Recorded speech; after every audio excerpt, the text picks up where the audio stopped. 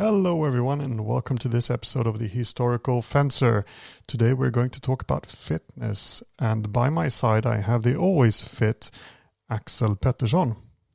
Good morning, Anders. How are you? I'm good. Let's get going. You are here on a matter of honor. I am here to assure you settle it honorably. Junkerte Lehrer, Gottlieb haben, Frauen ja Herren, so explodiert. I see you handle your weapon well. I have been known to keep my tip up. Morning. Why don't you make it up like a couple of good fellows? Don't expect decency. You ask for me tomorrow, and you shall find me a grave man. You ready, gentlemen?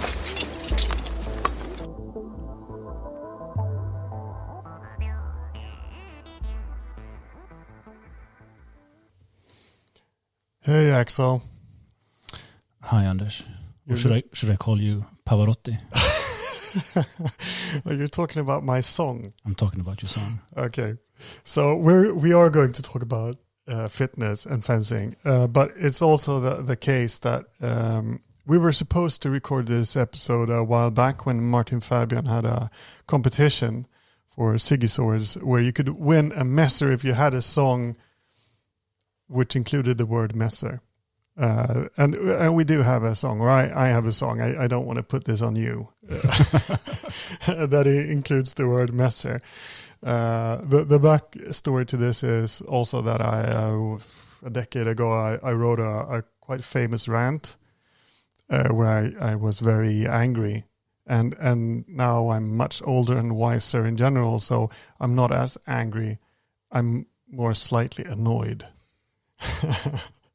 So anyway, this is a shout out to Martin Fabian and to Siggy Swords. We're not sponsored by them, by the way. It's just that he's a good friend and a cool guy. So I wanted to do this the song for him. Are you ready? I'm not sure that you can be ready because I have to sing. And I'm an embarrassment to all Welsh people. My dad's from Wales, but all Welsh people are supposed to be able to sing. My singing is subpar. So, all right. No more excuses. Let's get going. You're going to top this off by embarrassing all the Italians as well. That's true. Parts of this is in Italian. All right. Let's get going. No more messing around. In HEMA, where the sword is king, where steel meets steel, here's what we sing.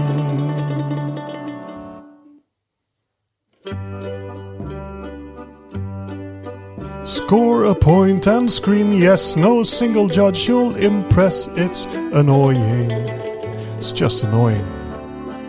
You've got a despondent heart saying sport can't be art. You're annoying. Bells will ring, ting-a-ling-a-ling, ting-a-ling-a-ling, and you'll cry, what? Poor judging! Hits were weak, tippy-tippy-teak, tippy-tippy-teak, but you cannot stop crying. Calling other people names for your academic gains, you're annoying. When you're offending on the line, but in real life think we're fine, you're a fool. When you hit far too late, and the rules then berate Mr. Fencer. Scusa me, but you see, no matter who you might be, you're a tool. Organizers working night, you're complaining about a fight, you're annoying. Be a pal, bear no grudge, buy a drink for your judge and you're fine. Be a mate, call a fencer late, call a fencer late, nothing wrong with a prank call. We're all friends, try to make amends with some licorice alcohol. Be a good-looking dresser, pick a fight with a messer, then behave. Join the crew, stick it out with a laugh, and each bout it's a rave. When your life is a mess, you're in major distress, just relax, sir. You will see, believe me, we have your back, no worry, you're a fencer.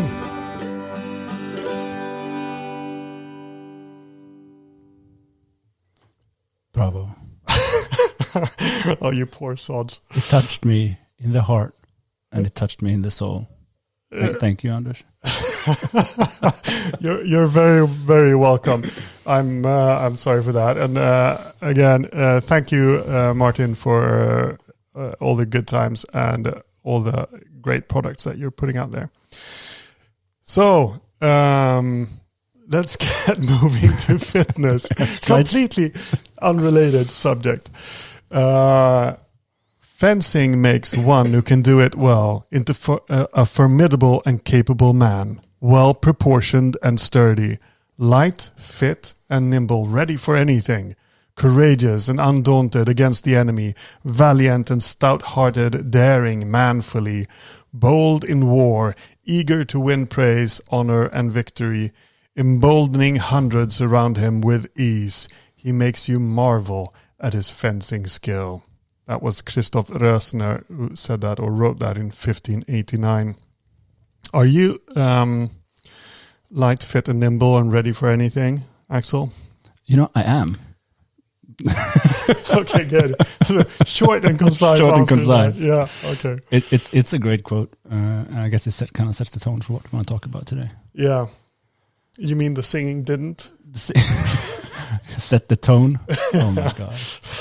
Let's move on. Let's put that one behind us. No, well, we want to talk about why you need fitness in historical fencing, how we've done it, how we're doing it right now, but also the attitudes that people have had to it, because it hasn't been completely non-problematic, has it?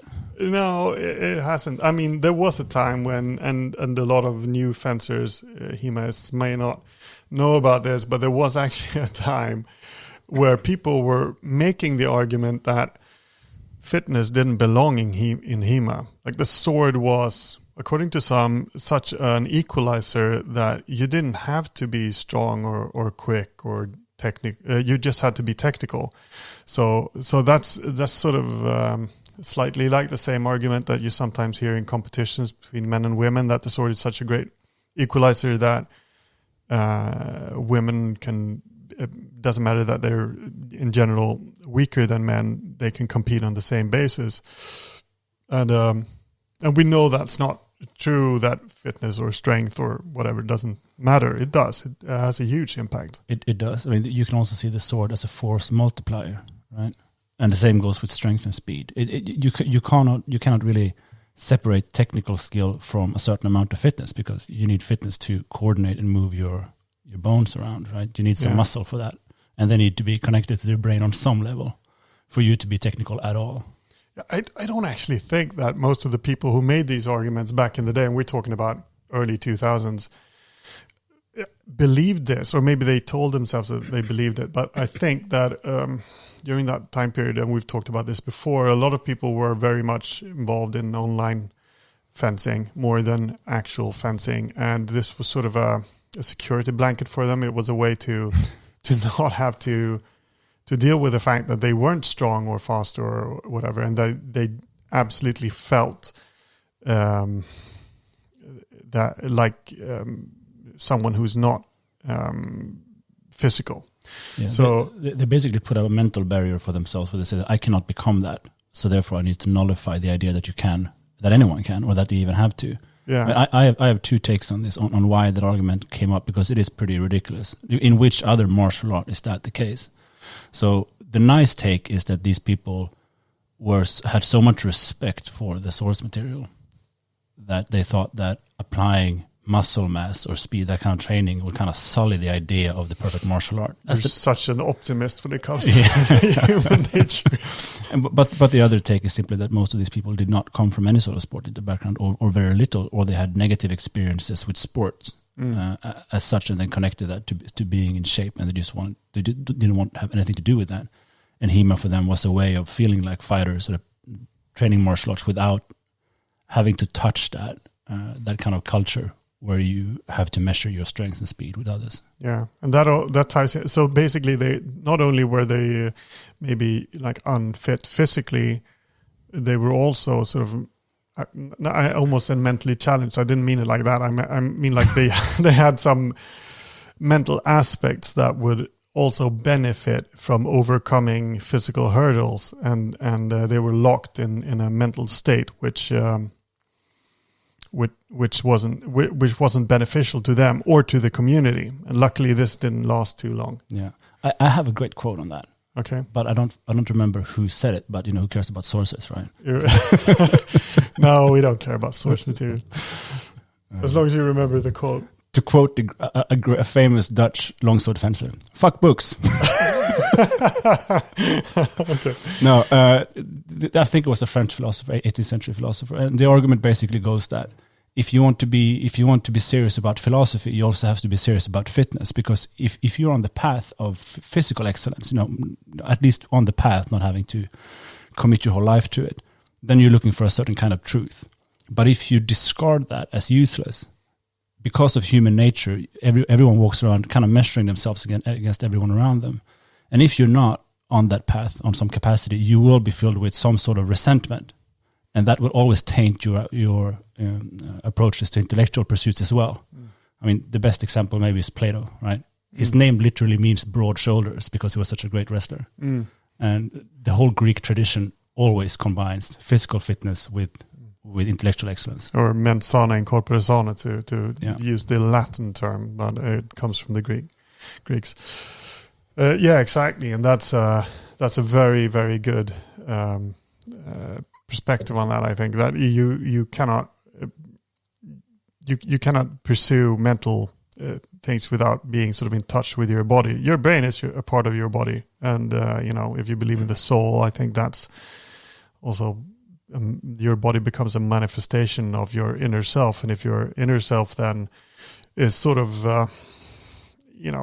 resentful and whatever, that it doesn't bode well for your physical abilities either. You need to overcome those hurdles. It's both a mental and a physical exercise.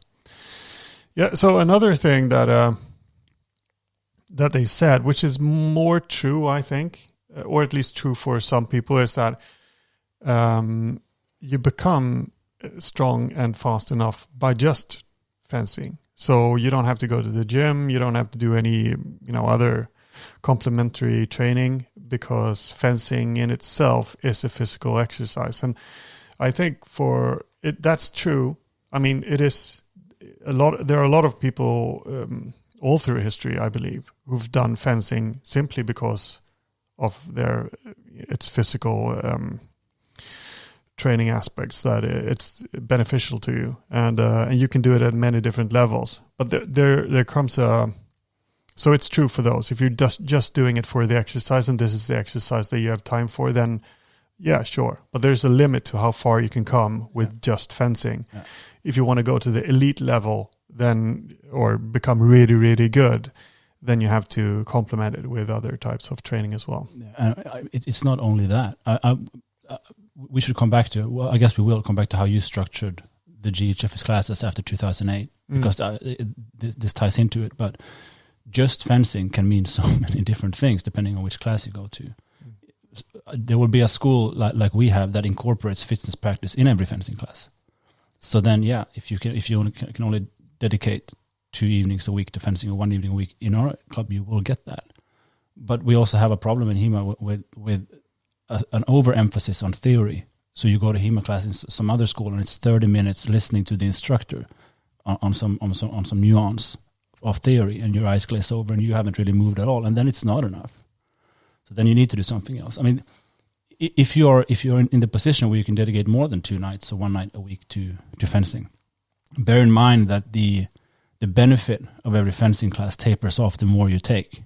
So if you go to fencing 3 nights a week, if you switch out the last one for a gym session, your overall performance is probably going to increase, because the first fencing class gives you a lot, the second class gives you more, and the third class only gives you slightly more, whereas a gym class on that instead, or an hour lifting weights, would add much more to your overall performance. And that's true no matter what level you're on.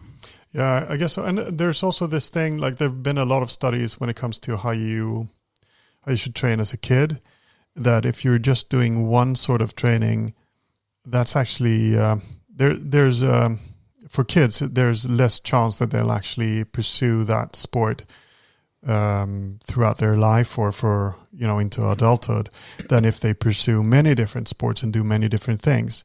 So if you want to become a good fencer and you're a kid, then, maybe you should play badminton or whatever in order to increase both the training benefits of your training for fencing, but also because it's you train other aspects, and that builds your body, more aspects of what your body can become, making you better equipped to become a good fencer. So it's both a mental thing, again, like, just doing one thing can be take its toll mentally on you, but also it's beneficial for your body, that you need to do different things with your body, not just one thing, in order to become good at the thing that is your major focus. Yeah, this kind of boils down to being persistent, having consistency in your training. And if you need to, if you're struggling to go to the second or third fencing class, why don't you do something else that's fun? Yeah. If it gets you going. This is especially true today, where so many people around the world are on lockdown, and training motivation and discipline can be really difficult. It's much better if you go do something else. Like, you just make sure you have fun with it. Yeah. And if badminton gets you out and the option is staying at home, then go do badminton. Yeah. Or, even if it sucks, get out and do something. Like, there's a lockdown, you can't fence, but you can still run. You can still run, get better. You still have a floor, don't you? Yeah. And do something on it. Exactly. So and that you touched upon this as well. You said that which other martial art doesn't, it does only do martial art. Well, the sucky ones maybe, like the bullshit-o versions maybe don't do a lot of other training. Maybe I should refine that statement. I'm sure there are martial arts who don't dedicate to fitness in that sense, but you usually have some. But then your training is such that it gives you something. You talked about fencing, and I guess I was making it too much of a generalized statement there. But I do see so often in HEMA that they're like, even the regular technical and tactical training doesn't give you anything in terms of strength or cardio. I'm more thinking about like, there are of course martial arts that doesn't do weightlifting or whatever, but they're almost always. They're the same category that doesn't do sparring or whatever. Like, they're almost always bullshit martial arts. Like and we have a choice there. Like, you can make HEMA into bullshit-o if you want to. You can practice HEMA as bullshit-o, and the Lord knows that there have been a lot of people who've tried. But I think that maybe that's not the road that we want to go down. So lifting weights and whatever are, a lot more beneficial, and we can see this also from back in the day. There are illustrations of training where they're like lifting rocks and throwing rocks and doing exercises. Yeah, we have requirements, for nightly training or warrior training, going way back. And you can even see that in the black and white photos of late 19th, early 20th century fencing, with light foils.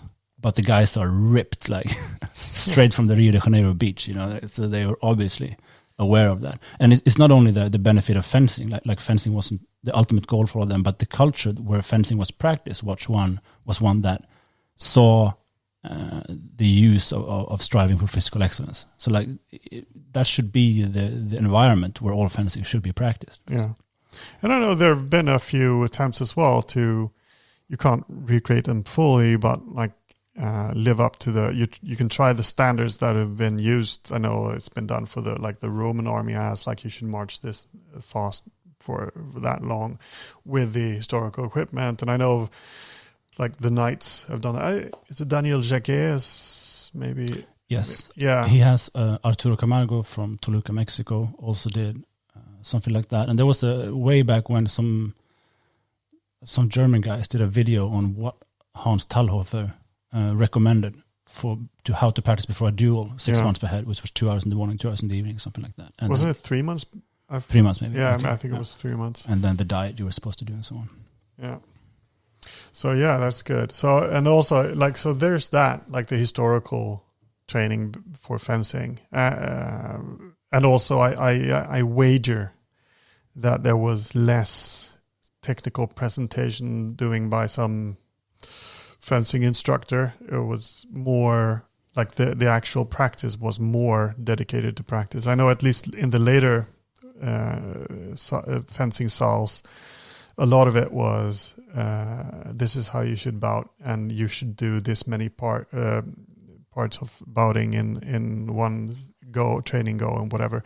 So you would get technical training, maybe on the side directly by an instructor, but most of it would be like sparring, basically, or whatever. Yeah, supervised by someone. You know, a small side note there, but the reason why we have so much theory discussion in many HEMA classes, I think, comes down to two things. One is simply that there's overwhelming theoretical material out there, which is awesome. But the second one is that we don't have professional instructors, very experienced instructors, most of the times. So they are still at a point where they feel the need to explain every single theoretical detail. And God, I fall into that trap a lot too. But a really good instructor can convey complex theory with relatively simple exercises. You don't have to spell out exactly what your students are supposed to learn, because it might be information overload, and it takes away from what they're actually supposed to be doing there, which is, you know, play with swords. Yeah.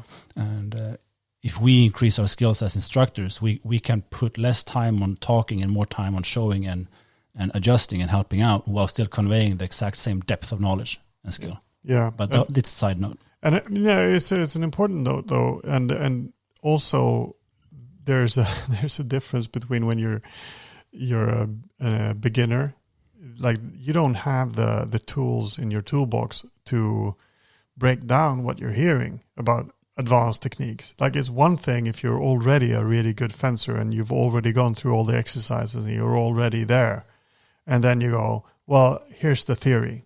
Yeah. Okay, so that's a completely different thing. Like having a beginner's class and you start off by saying, well, and this is the guard, and from there you do this cut, and then you do that complex technique. Like, have them use the swords. That should be 99% of their training should be just sword in hand. Because this is my experience, and I think it's probably yours too. But given the amount of different countries and clubs that we have coached and instructed at, the people with some level of physical fitness are usually the quickest to learn, like barring them being complete morons or something. And it simply has to do with the fact that they're used to moving their bodies around. Yeah. And they can relate their body's interactions to someone else, even if they just played soccer, yeah, you know, or badminton or whatever it can be. They have an understanding of what it means, yeah, and it gives them an immediate advantage right away. So, can we talk about what you did in 2008 with our club? Because my experience was this: I've been relatively high level athlete my entire childhood and teens, up until I was 19, say. So I was always in good shape and always trained 5-6 times a week. But then I started college, and girls and alcohol became much more interesting. Oh, I admit the vices. Yeah, the vices. Now it comes out. 15 years later, I can finally be open about this. Yeah. So I was maybe 2 years where I wasn't training, in my opinion, very seriously, and those were also the 2 first years of my time in GHFS. But then you went away for work in another town, and you started training with an MMA club, if I remember correctly. Yeah. And when you came back, you introduced a physical training program for us that I was first skeptical of, because I also had this notion that, you know, the sword training should be enough, yada, yada, yada. Not realizing that I was out of shape, and that was the main problem. And I was worried that the maybe 40 minutes out of 2 hours practice that you dedicated to fitness would steal away from technical training. But what we saw instead was a skyrocket in our skill development and how much we enjoyed practice. Yeah. Can you talk about that? Okay, so one of the reasons why the skill of physical people go up, like you mentioned before, and it relates to this as well, is because when you're physically fit, you can train with more intensity when you're training techniques. So not only does your body, like your nerves are wired correctly and your body is capable of doing movements and your brain is used to moving the body around so it knows what it's supposed to do. It's also that you can train with more intent for a longer period of time. And that's really what it's all about. Like your ability to train a lot is a skill in itself. Yeah. So what happened, like to start from the beginning, was that I had to go to work in a different town I worked there for 6 months. And it was such a long drive. I didn't have kids at that time. So I went there for all of the weekend. I only came home on weekends. And the people I knew in this town in Jönköping were all martial artists. And they did boxing, MMA, and Brazilian Jiu-Jitsu. So I had 5 days after work a week where I wanted to do something else than just sit in a chair or go online. So I started going to these clubs that they were going to. So I started boxing, I started MMA, and I started Brazilian Jiu-Jitsu 5 days a week. And then on the weekends, I did HEMA. So what I quickly learned in these clubs were that I was weak, unfit, and I didn't have control over my body. The benefit that I had was that I didn't chicken out. So I wanted to fight. I liked fighting. I wanted to go up in the ring. I liked sparring. And the boxing club, for example, was very like, you want to spar? Yeah, it's fine. Go up in the ring. Let's spar. It was supervised and everything, but you get knocked about and whatever. And I got gassed out immediately. So I was like, oh my God, this is tough. After they like worked the heavy bag, they had like 4 or 5 heavy bags hanging from the roof or from the seating. And you'd go like, okay, so just station 1, you do crosses. Station 2, you do, straight punching or hooks or whatever. Like, so, and you do that for like 3-minute rounds or 5-minute rounds on each. And they'd be yelling at you to go harder or faster or whatever if you try to slow down a little bit. So they had this circuit training. And then I came to Brazilian Jiu-Jitsu and I, wanted to wrestle with these guys. And I was like, I've done a little bit of wrestling before, and, go up there and you go like, you get gassed out immediately. 2 minutes in, you're like, I can't feel my legs anymore. And they had these exercises like, okay, so in order to train people becoming more technical, like moving your body and shifting your body, if you're a beginner, what you tend to do is focus on your arms. So this is about what you said about how you have teaching methods to teach people to do things just by doing things instead of explaining them. Like, don't use your arms so much. Try to shift your body or whatever. So what they did was like, okay, so press-ups, 100. Everyone was doing 100 press-ups. And then it's like, wrestle, go. So, and I was like, I can't feel my arms. And they also had these exercises where you would end up in often a poor position. So you're wrestling someone, you're on top, and a third guy is waiting, and they clap their hands, and the third guy goes in and picks you up, and you start wrestling with basically trying to get out of someone on your back. So they had all these little things, and at that point I just realized that we're not training right. We're not training hard enough. We're not doing the right exercises and whatever. So I started studying what they were doing and adapting it to HEMA. And I introduced circuit training where we had stations, sometimes 12, 13 stations, and you'd go 50 seconds on each station and 10 seconds to move on to the next one. And the rest was that you were doing another muscle group than the one that you were doing on the previous station. And people just broke down. Like they were so tired. People were throwing up. We were, doing that. And it wasn't because you could go slower if you wanted to. It was just that they were so unused to doing the training. Yeah. But everyone was happy about it. And like you said, it skyrocketed the ability to fence. I just want to point out again that the other thing that skyrocketed was the enthusiasm and camaraderie in the club. Yeah, it was huge because, again, this is one of those absolutely ridiculous mental barriers people put up on themselves. Like, well, I'm not in shape. I'm going to feel bad if there are people who cares?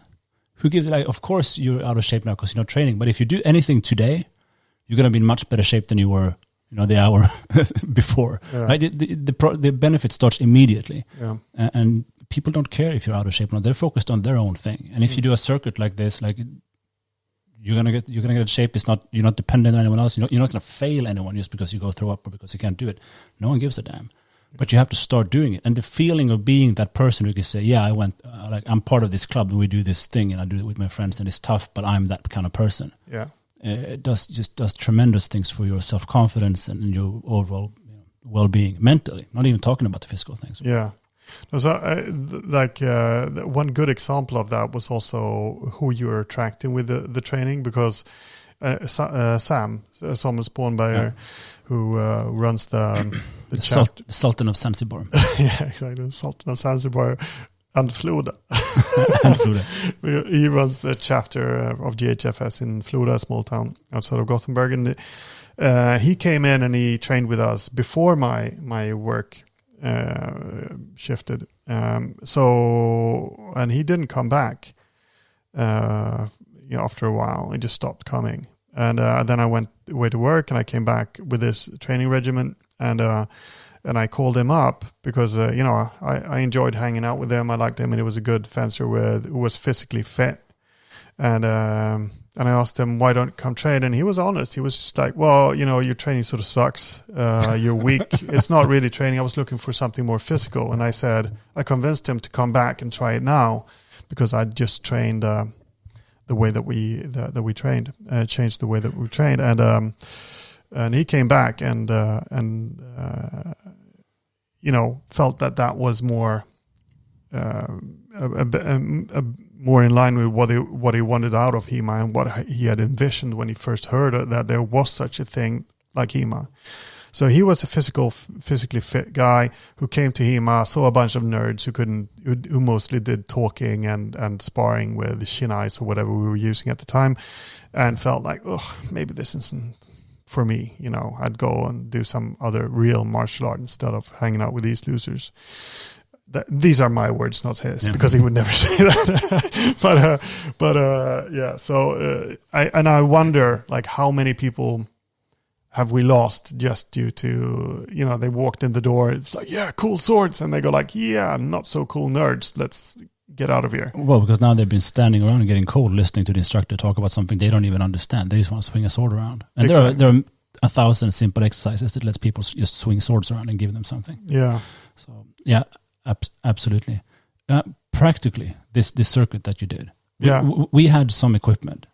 Yeah, but it's like at a pinch, it's not strictly necessary, because you can get away with a lot by bodyweight exercises, using the weight of a training partner, and using the sword. Yeah, absolutely. Yeah.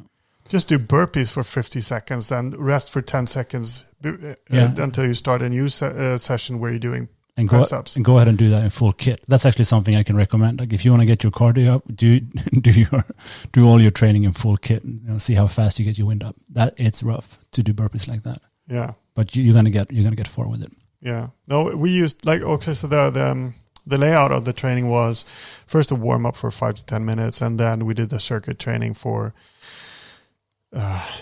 40 minutes, and then we did technique. We went through one technique in the remaining, so it was like 15 minutes or something like that before we had a water break. So we did go through techniques in 15 minutes. And then after that, it was sparring for 45 minutes. And then there was a slutfys, like the end cardio exercising, which could be, we had the 300 exercise where you do 100 press-ups, 100 sit-ups, 100 squats, stuff like that. And, okay, so we didn't know much about how to build bodies. A lot of it was,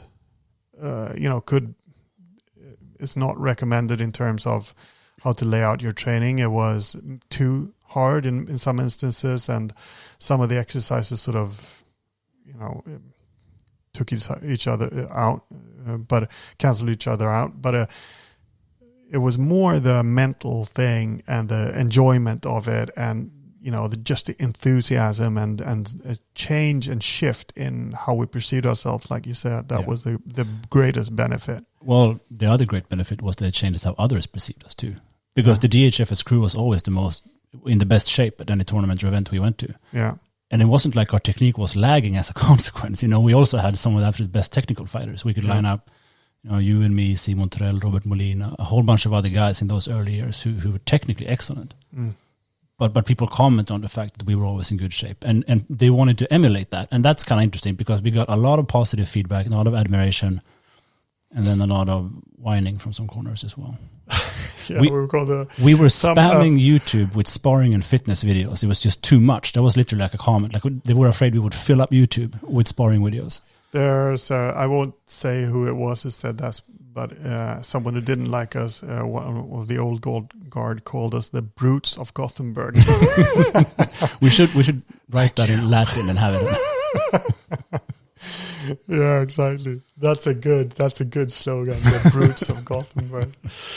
Yeah. So one of the things I did a talk. It's on YouTube actually. It's how you build the maximum or explosive strength. I read up on how you build maximum strength and then how you turn that into explosive strength, because the idea was to set up training, which is goaled towards fencing. So I didn't just take the exercises from the boxing and Brazilian Jiu-Jitsu and MMA classes. I adapted it to what we were doing. So it was more like going towards explosive, like being able to jump high. We had exercises, plyometric exercises, or exercise we throw a medicine ball, a heavy ball onto a wall in certain types of movements that would benefit your explosiveness in your arms, for example, or press ups with hand claps, that sort of stuff. But in that talk I did at Swordfish, I think this must have been, I don't know, it was a few years later, so maybe 2009 or something. I had researched good standards for other martial arts and what they felt were good standards, and still to this day I'd say that 99% of HEMA does not live up to these standards, which are sort of the baseline for a good martial artist in other martial arts. Pay attention now, because he's going to read into you, and you can be ashamed if you don't live up to it. So the if you're lifting weights, what's your one repetition maximum of compared to your weight? What's your weight and strength ratio? So if you're doing a bench press, it should be 1.25 of your body weight. So if you weigh 80 kilos, you should be able to bench press 100 kilos. And if you're doing a deadlift, it should be 1.8 times your body weight. So that if you're 80 kilos, that should be 140 kilos that you could deadlift. If you're doing hanging crunches, you should be able to do 20 of those hanging crunches. Shins, if you're weighing less than 80 kilos, you should be able to do 20 or more shins. And if you're weighing above 80, you should be able to do at least 15. Dips, if you're under 80, you should be able to do 30. And above 80 kilos, you should be able to do 25. And half squats is 1.5 times your body weight. So if you're weighing 80 kilos, you should be able to do 120. You should be able to lift 120. Maybe you can put this up somewhere. Yeah, it's actually up in that thing. Oh. Yeah. In the thing. In the thing, in the video that I spoke about. which was recorded. But I can put it up on the Facebook page. Can I just voice a pet peeve, slightly unrelated? Yeah. One thing I hate when I hear people instruct is when they use words like the thing or pow or here instead of explaining where they're going. Lift your sword up to the upper right quadrant, and instead you hear people go, and then you go here, bam. Like, what the hell is here and bam? Like, some guy is looking at your feet, the other is looking at your thigh, the other is looking at one of your hand, the one is looking at the other hand. Like, which one is here? Yeah, that's a really good point. Like, if people don't know how to use their body, like, you can't tell them what to do. Oh, nice segue back into it. Yeah, but you're right. If they understand, they also know where to look. Yeah. Okay, yeah. And also, if you're even if you say just stand like me, they don't have the perception of their own bodies, so that they will be able to mimic. They'll think, that they're actually standing in that position, but they're looking nothing like it. Yeah. Also, like, I've had people, like you say, like, push your hips forward, and they like put their ass out. You're like, okay, that wasn't it. Sometimes they manage to look more like the early medieval sources than they're actually supposed to. Those are some ridiculous doodles sometimes. Do you live up to this? To what? No, I don't. I don't. Or almost not in everything. I know I when I could bench press 100 kilos, I can't right now. Yeah. I've age, but also just not having time to train as much. You're blessed with long arms. You got a long way to push the bar. Yes. It's the only time my shorter arms have been a benefit is that I live up to everything for this except for the chins, because I do like maybe 7 or 8 chins at the best. Yeah. You're in much better shape than I am. Correct, and I want everyone to notice that. Yeah, but I'm still prettier. But it's that little thing. No, but okay. So maybe we could talk a bit about what your training looks like. I can go through mine very quickly. Sure. I work, and I try to get out and do at least one training thing a day, but often failing. So I try to go out and run, but I'm often like, I have a lunch break, which is 15 minutes eating by my computer. So I just don't have time, to be honest. And then I go and pick up the kids and everything. And you have to find that energy when they're in bed, like 8 in the evening. And in most cases, I just don't. So it's like when work is slow, then I get to train. And then I try to train a little bit every day, but I do major sessions like three times a day, 3 times a week. So I go weightlifting, fencing, do the Pell thing, or go sparring or whatever. Well, do you want to talk about how you make time for it? Because, I mean, a lot of fencers out there are in your situation with a lot of work and plus family. Well, the thing is that I don't. So Okay, let's take back everything we said about you can do it, you just have to want it. So. No, but it's a special situation right now because I'm running my own business, and I was hit pretty hard by COVID-19. So for like 3 months, I didn't have any work. So when it started pouring in again, I just had to focus. And even before that, during those 3 months, I had to spend so much time, selling and whatever, that even then, I was a bit short on time. But I could train then. I did train then. So it's actually more of in the earlier parts of the year, I was training a lot more. So then it's also the thing that if you're just sitting by your computer and you relax from work by going out on social media, that's really not relaxing. You're just tiring your brain more. It's actually better for you. You have to make that routine to go out and train instead. Get up earlier and train, or go out later and train, and just make it a routine to do it. Yeah, again, routine, super important. But when you were competing seriously, yeah, and HEMA was really something you could focus on, what did it look like then for you?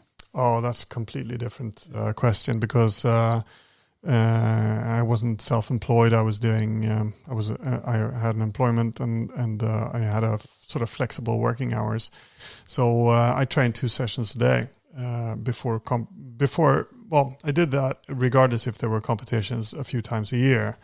Most of the weeks I did like 3 to 4 fencing sessions, and even more when I wanted to up the game a bit. And then I did physical training almost every day, either lifting weights or running. And I had, like when I was running, I was going I ran 8 kilometers, and then I did interval training in the steps up to the Fortress Skansen-Kronan, which are like 200, 250 steps, something like that. Didn't you used to have a cheerleading crowd of drunk hobos sitting at the end, complaining about how they would have to pay for your knee surgery? Or Yeah, that's true. There was like, oh, it's him again. It's like first I thought, so you do hockey? It's like no, because I'd run up the stairs and I walked down. Yeah, so there were a lot of funny incidents. Like you meet people when you're doing that because people just look at those stairs and they're like, I don't know if I want to go up those stairs. And then you go running past them and they get some get pissed off. Yeah, but you get to feel like a champ. Yeah, that's a great feeling. Yeah, no, there's always someone there running, and it's knowing how hard those stairs are, yeah. No, so I did that, and weightlifting. And so I did before like Swordfish or whatever, or some other competition, or when I wanted to up the game, as I said, I was often doing 14 sessions of training a week. So that's 2 training sessions every day. And some of them were lighter, so they would be basically, that would have been where you're relaxing or resting your body. It's just that your low training level is quite high. So if you just go for a shorter run, 3 kilometers, that's your rest day. Yeah. So tell me a bit about what you're doing now. I don't want to hear when you were at your best. I want to hear what like now. Well, I just like you at the beginning of the year, I had a great routine. I was at the gym every morning at like 5, and I went up at 4:30 every morning, and the reason was simply that it made me feel good mentally. I was up before everyone else. You light a candle, you do my hippie breathing routine. Oh, here we go again. But and then just being by myself at the gym just gave me such a nice feeling. Like now I'm doing everything I can to be a better person today, and it just set the tone for the rest of the day. Yeah, and, the Jordan Peterson make your bed in the morning kind of thing, right? And then I'd go to fencing in the evening, and I was lucky enough to be able to fence between 3 to 5 times a week. It was amazing, and I didn't do that because there was going to be competition or something. Because one thing you want to take note of is that it's pretty hard to prep specifically for a tournament. You can do it, but there's no tournament season in historical fencing. The tournaments are spread out, so you want to maintain a good physical level simply continuously throughout the year. And I never prepped much either out of pride, to be honest, because I did not want to allow myself to take tournaments that seriously. That was my only focus. So I forced myself to think like, well, this is just one of the many things that I do. So I didn't want to prepare too much. Just won all the competitions that you joined just by being relaxed and taking it easy.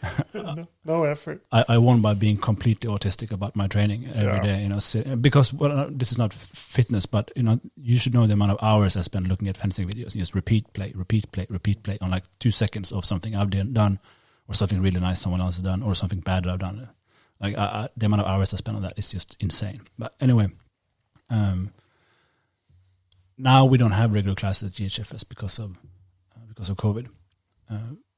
And there are no tournaments, and I'm much more relaxed in what I want out of fencing than I've been for the previous 15 years, right? So I'm mostly focusing on skill development and enjoyment. But what I am focusing on is my strength training. My gym sessions are much more serious and much more planned out now, and it's actually a lot of ways thanks to Sam Spånberger, because he's really good about these things. And also because if you can't fence that much, then you want to I want to put my energy somewhere else. So I used to do different variations of the starting strength program, which is one of the most widespread lifting programs out there, which is a 3-day split. And it's only focused on strength building, which is, really what's important for fencing. And that means the 4 basics: deadlift, bench press, squat, and overhead press. So you can just be at the bar for the whole gym session. And you do 2 of these exercises maybe at every session of starting strength, together with one of the Olympic lifts. And what are they called? The rows? The rows as well. I don't remember if they were in starting strength. Maybe they are. Okay. But I don't think so. Under the 5. Yeah. If you say basic 5, then it's the rows as well.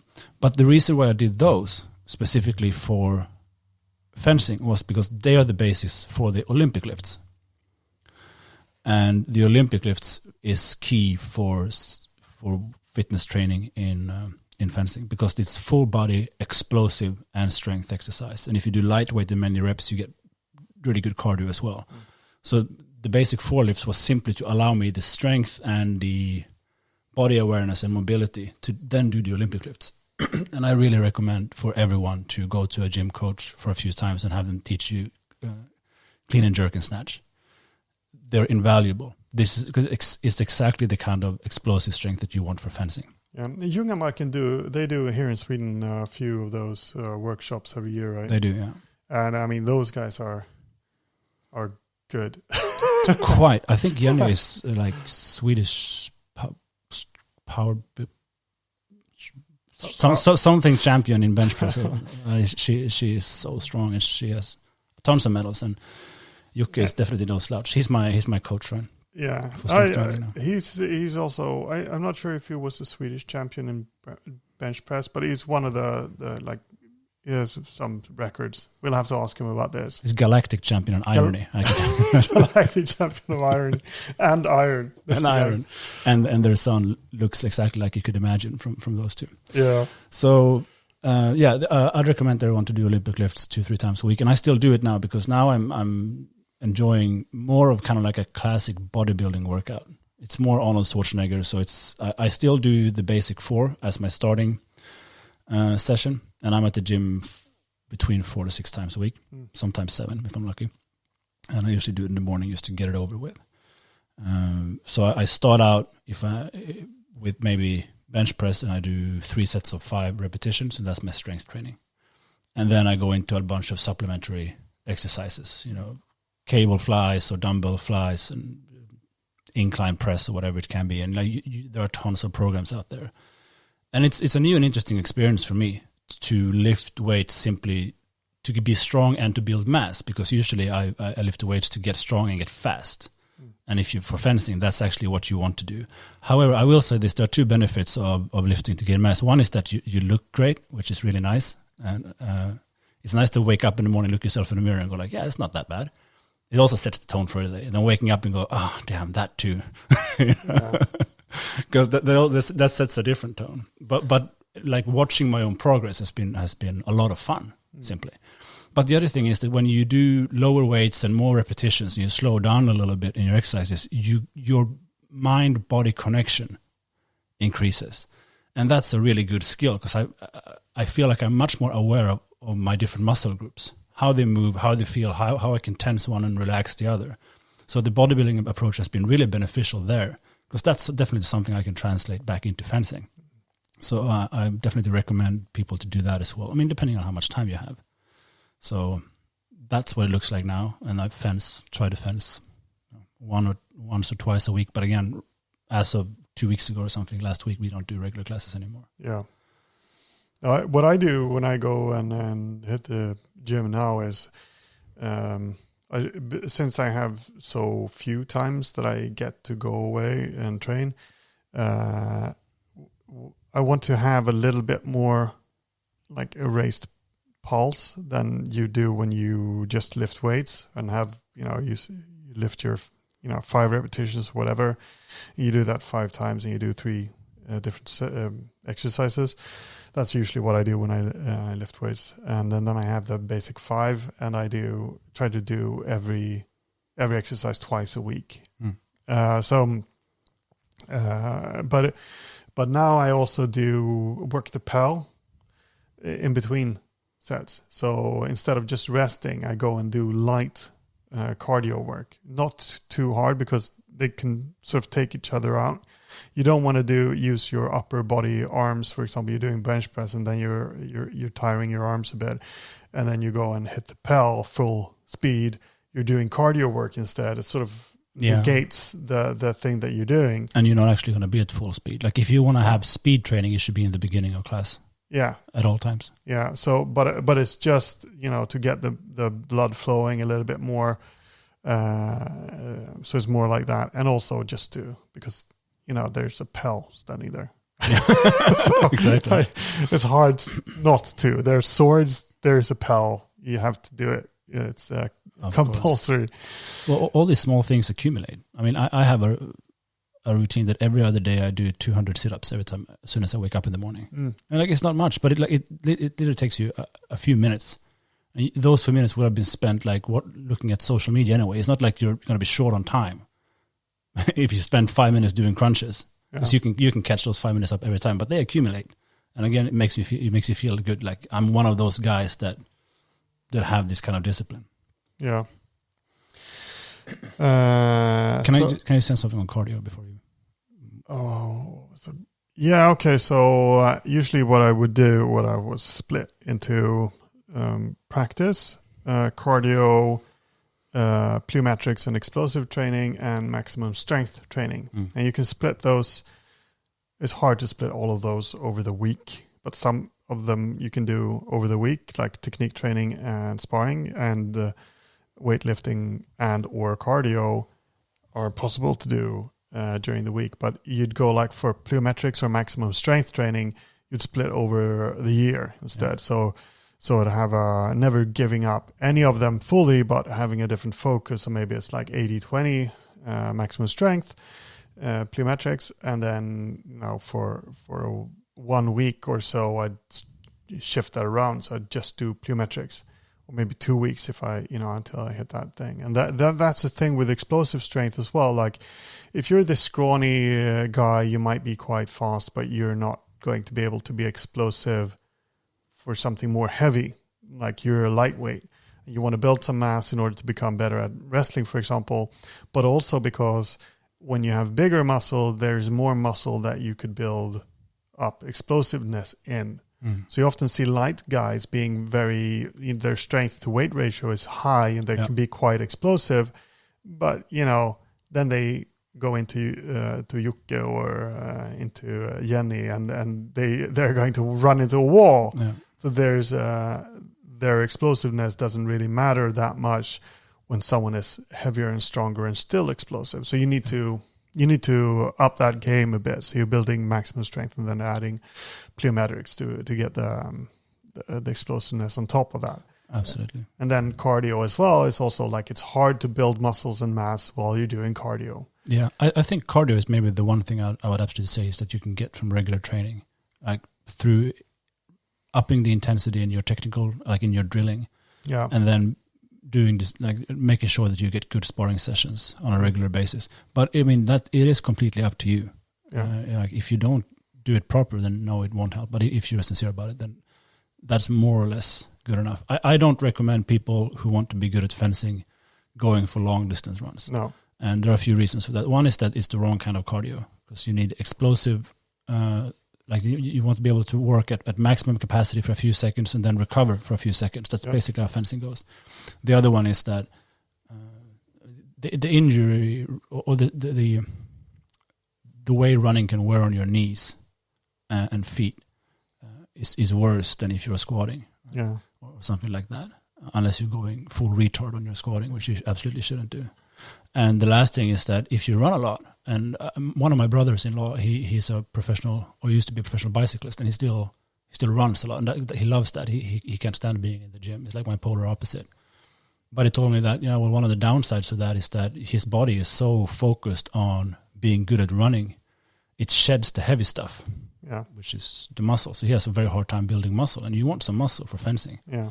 And especially because you're doing all this complex footwork, for example, then you want a pack of muscles to protect your knees. Absolutely. And your joints, and you're taking big swings from by your friends with steel swords, and a layer of muscle is kind of nice to have in between your bones and the coming impact. Also, it's more like time efficient if you're running short on time to do high intensity interval training. Yeah, just go down and rip off 30-50 burpees instead and be done. Because now I skip the 8 kilometers I used to run before the interval training in Skansen. So if I have like 20 minutes and I want to use them well, I just go there, I run up and I walk down, I run up and I walk down, I run up and I walk down. And you do that 5 to 10 times, I guarantee that you're completely dead unless you're like super fit. I believe you. I mean, the caveat for running is that if you really love doing it and you don't take away from your other fencing practice, then by all means. Yeah. I mean, it's meditative to run, but if it's that or sitting on the sofa. Yeah, because that's the thing, right? Because you can go out and run. All it takes is a pair of shoes. It's easy, And it gives you fresh air and all that good stuff. Yeah, fresh air. Okay. So we sort of you spoke about this before, but there was something else about how you change your attitude and the mental thing, and the sort of resentment-driven people, how they don't want to train, like they didn't want to train when we started out with the harder physical training. I don't think we lost a single member over the implementation of that, because we really made sure to have a positive attitude. There was a lot of, come on, you can do it. We're building fencers. Come on, GHFS. There was a lot of that kind of encouragement, and everyone felt a part of it. And I mean, so I don't think we lost anyone. However, we did see a huge change in some of our members in their physical fitness and also in their attitudes and character, right? Yeah. Was that what you wanted to talk about? No, I wanted to say that, because that has to do with self-image, and it's sort of funny because I used to go to the gym with the national coach for the American football team here in Sweden, and he's a massive guy, a really big guy, and you'd spot him and he'd do bench pressing 160 kilos, and we were talking about the perception that you have of yourself. And he was like, yeah, I still think that I'm scrawny. Like, he's huge. And I thought about that. And when I was in my teens, I had really scrawny legs.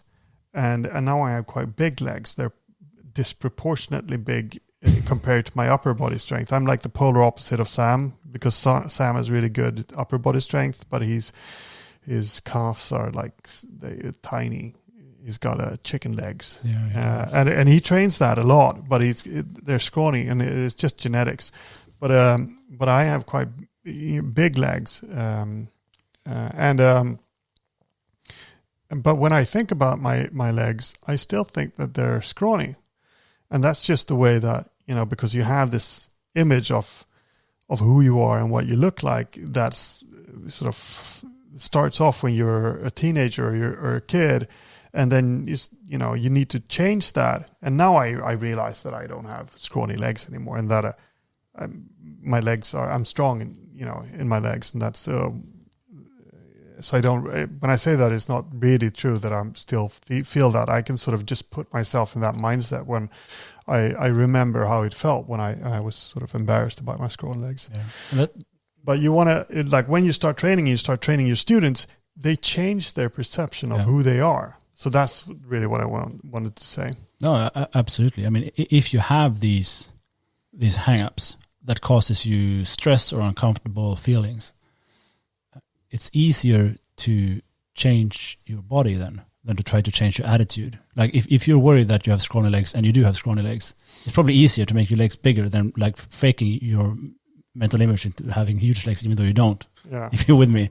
So the best thing you can do, because there should be no reason why you should go around being uncomfortable with who you are, right? Yeah. And then you have the choice. Either you change who you are to what you want to be, or you lie to yourself about who you are, and you think that's a great solution. Yeah, that's a huge project. Yeah. But changing how your body is not a huge project. No, that's just starting going and doing the squats. And it is a huge project for a lot of people, though. There are a lot of people who have such a poor confidence in who they are and how they view themselves that it takes a... Okay, I'll change it. It's not easy, but it's simple. Yeah, okay. Because there is a difference, and people need to hear that, because the benefit doesn't start when you have reached your goal weight or when you have reached your goal strength. The benefit starts the second you step into the gym. Yeah. Already then you are improving and you're going to feel it. All you need to do is come back tomorrow. That's simple. I understand that it's not easy because you have this self-image and you have doubts, and then we all have this procrastination instinct. I have it for sure. I procrastinate a lot of things. That's why I'm so strict with myself. I know I'd be such a slacker otherwise. Yeah. I don't know why we have that. Is that like a energy preservation Stone Age thing, or is it just God giving us something to do? I don't know. Yeah, I don't know. I found there was a meme I saw. I've got it up here. Why I respect fit people. Because fit people with a physique is much more than how good they look. A well-built physique is a status symbol that reflects your hard work. Money cannot buy it, nor can you inherit it. That's just partially true. Like you can inherit, like genes play a role in it. You cannot steal it, nor can you borrow it. You cannot hold on to it without constant work. It shows dedication, it shows discipline, it shows self-respect, it shows dignity. It shows patience, work ethic, and passion. Being fit is far more than just looks.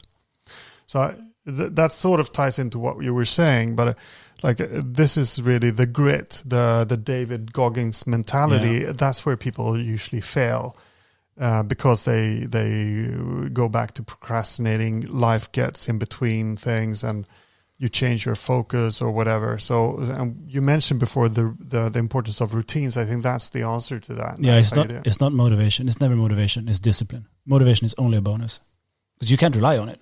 You wake up every day with discipline, but there are so many days where I really don't want to get out of bed. I mean, and this is another thing. I fail a lot of times too. I don't get up at 4:30 every morning. Sure, I fail a lot of times. That doesn't matter. That doesn't mean that you have failed. Because because you screw up once or because you screw up 10 times, you're still ahead if you, like, majority of the time you actually do get up and go do the thing that you're supposed to do. Yeah. I have in my bedroom, I have a chalkboard, and every day when I come home, I draw a vertical line for a vertical day, which is an upward striving day where I got somewhere. Like I went to the gym, I ate well, I slept well, I worked well, and so on. And then I draw a horizontal line if I think I screwed up somehow. And that's really nice because I hate those damn horizontal lines. I want clean, neat, vertical lines. Yeah. It's a super simple trick, but it's really helped me maintain discipline. That's good. That's a good advice, or a good trick to have. Like they're also like changing who you are and what you are. There are people, and we won't mention any names or whatever, but we've seen them, and because we've talked about them in students that we've seen that were sort of these resentful, unphysical guys, and then they find that discipline. They have that grit because they've got a lot of how do you say it? Like they want to get back at the world. So that's actually a driving force, like that underdog mentality, which can be very useful. And they get out of that thing, but they stay onto the scrawny attitude, and they can't handle the change in how other people perceive them. So they just become very dominant, and they behave like douchebags. They won't be able to go over that hurdle. So a lot of them maybe have been bullied when they were kids. Yeah. And they're damaged from that, and then they become strong and big, and they become bullies. That's a sort of the classic. I think a lot of people who have bad experiences with big, strong bullies, you run into that type. You haven't run into the nice, strong guy or girl who knows what they're about and who just want to be genuine about it. Yeah. But I can understand people fall into that too, and if you're not, there's no way around this. You can't just think yourself to being comfortable on stations. You have to put yourself into them. I've been lucky enough that I've been doing sports again my whole life. A lot of them team sports like soccer or people don't know what bandy is, but hockey with a ball. And since I was 5 years old, I've been exposed to the so-called locker room talk with other boys. It's a pretty rough thing. Like, it's not always fun. Because that's what boys do. They check each other all the time. It gets out of hand a lot of times. And some boys are just mean. Hopefully they grow up. And but I've been around it for so long. I'm just really comfortable with it. And it helped me. But HEMA is an activity where a lot of people come in who don't have that, and they get kind of shocked when we roughhouse with each other or we tease each other in order to strengthen each other, right, and check each other. What is it they say? As steel sharpens steel, so one man sharpens another. And if you haven't been exposed to it, it's easy to take it the wrong way, and you get scared, and then you get angry. Yeah. That's perfectly understandable, but it's just not the right thing because people are actually trying to help you out. But you cannot always. Sometimes you have to be short-term harsh to be long-term nice. Yeah, and then you have guys who they might become these bullies themselves, and you can get out of hand. The earlier you're exposed to this, and the better in many ways. Yeah, because it's not that bad. If it's like you're being tough on someone in order to build, not break them. But and that's the thing. Like if people then mimic that, but they were actually broken by it, they were broken themselves, and all they know is they want to break someone else because that makes them feel better. Yeah, and it's the only thing, they think that's what it's about, but it's about helping each other. Yeah. Now, with that said, I don't really have to use that. I've actually the complaints I get is that I'm too nice. Yeah. People want me to be too nice. I'm just too nice. Or people want me to be tougher with them. I think I mentioned that when I have to apply the angry fencing master archetype thing. Yeah. But if you're used to these kind of environments where people push each other in order to help each other, I mean, you reach a point where you can just be really calm about it. You don't have to be rough with people at all, just because you have that inner peace and your authority will speak for itself. But the only way to get there is to actually work for it and actually try. You can't fake that kind of authority. It's pretty difficult. Yeah. Sometimes you got to put on the act before you get there yourself, maybe, but I think you know what I mean. Yeah, because if you've built up confidence and you're a confident person, that sort of shines through. Yeah, be harsh on yourself, but kind to others. Yeah. Especially if you're working out alone, you kind of have to. You need to feel when you're about to bitch out. Yeah. I don't want to do another rep. I want to go home. I need to really get home so I can sit in the sofa. Yeah. Or come on, you don't have to. But then be nice to the other people and help them. That's probably the best attitude because they will see it. If you want to be a leader or you want to be an example to others, do more. Do more than what you're asking them to do. Yeah. Do some extra push-ups. Get a little bit up a little bit earlier. Pay a little bit more attention. All these kind of things. It will show. Yeah. Okay. So have we exhausted this topic fully? Now, all that you have to do in order to get fit is to listen to this podcast and you'll... No. We should just talk a little bit about speed. Speed? Yeah, because speed is so important for fencing. Right. You can say what you want, but it's really important. So we said earlier that you want to have speed practice in the beginning of class because if you do it at the end when you're tired, you simply won't move at your maximum speed. It's that simple. They're also training different things in the muscles. So if you're doing heavy work or cardio work, you're doing something to your muscles which will negate the speed training. Yeah, exactly. So we have this classic quote from that Roman training manual that the legionnaires, they would work with swords and shields that were twice the weight of the usual ones. And people see that as an example to follow sometimes. I've seen that people make really heavy swords. Well, the legionnaires were supposed to stand and fight for hours and march and do all these things. You're supposed to do a 2-minute bout. So that's not really the way to go. It's actually practice with lighter weapons to build up the speed in your body. That's actually better to get your arm speed up.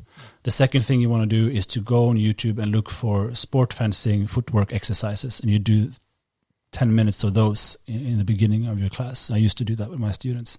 That builds speed and footwork in a really, really great way. And that had a tremendous impact on the ability for our students to work fast with their feet, not get stuck, and also maintain distance.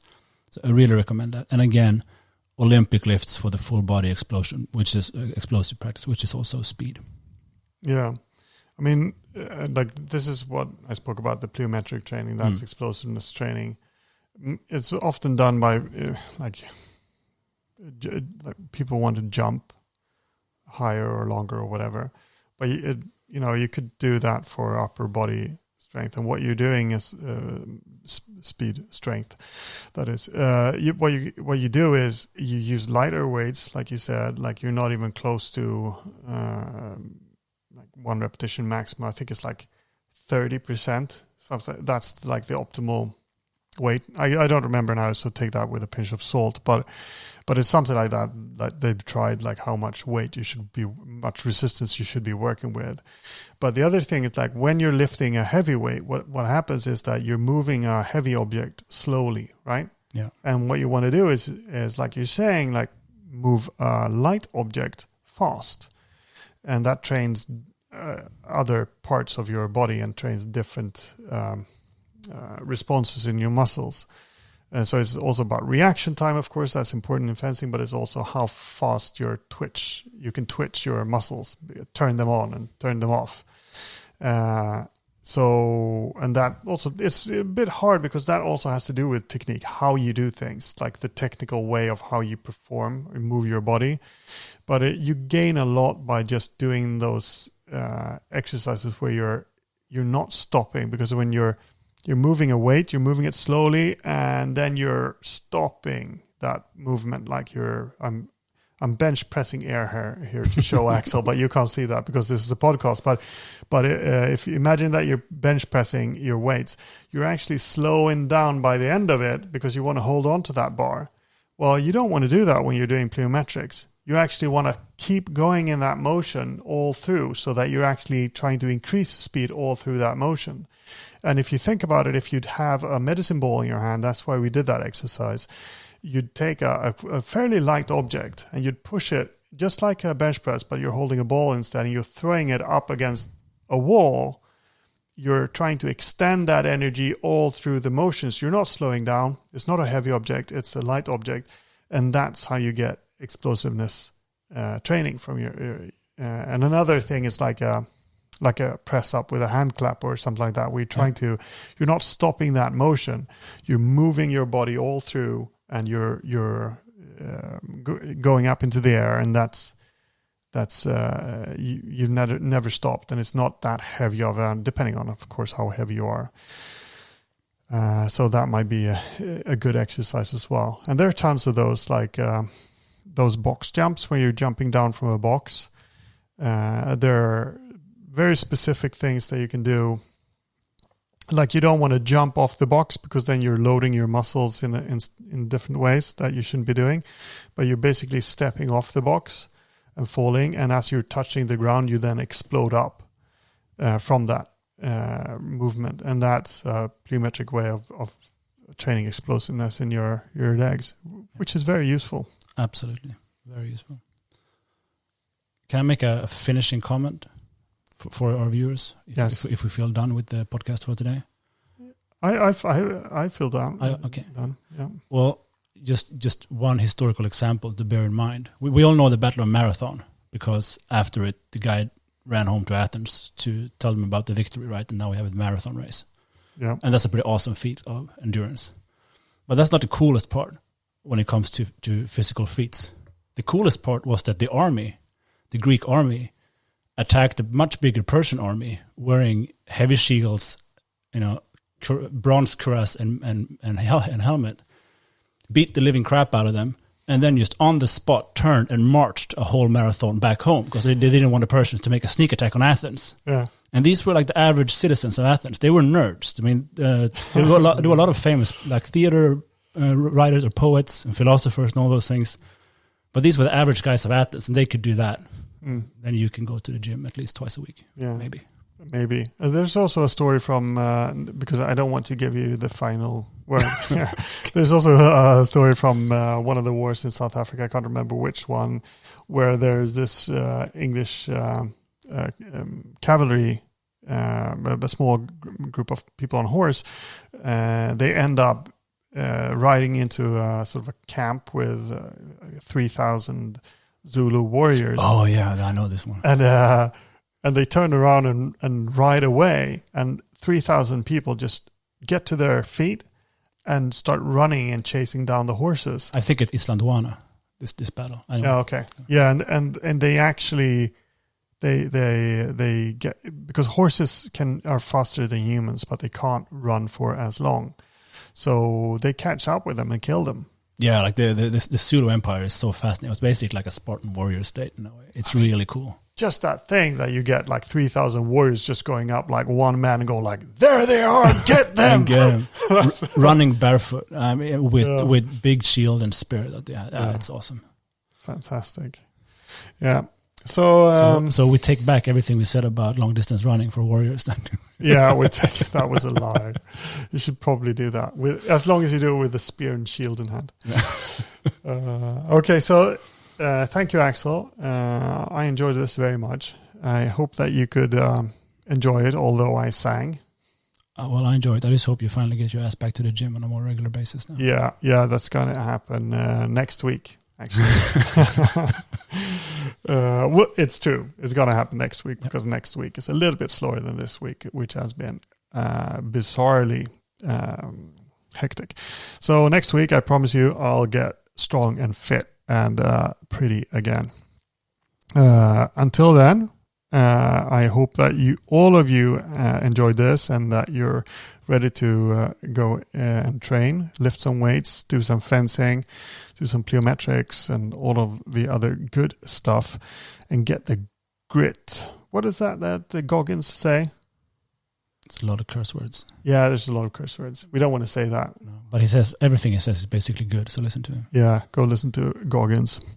Okay, thank you very much for listening. That's it for now. Take care. Bye. Bye.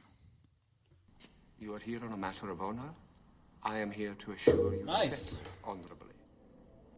Junkritte Lehrer, Gottlieb haben, Frauen ja Herren, so wächst I see you handle your weapon well. I have been known to keep my tip up. Morning. Why don't you make it up like a couple of good fellows? Don't expect You decency ask from for me this guy. tomorrow, and you shall find me a grave man. You ready, gentlemen?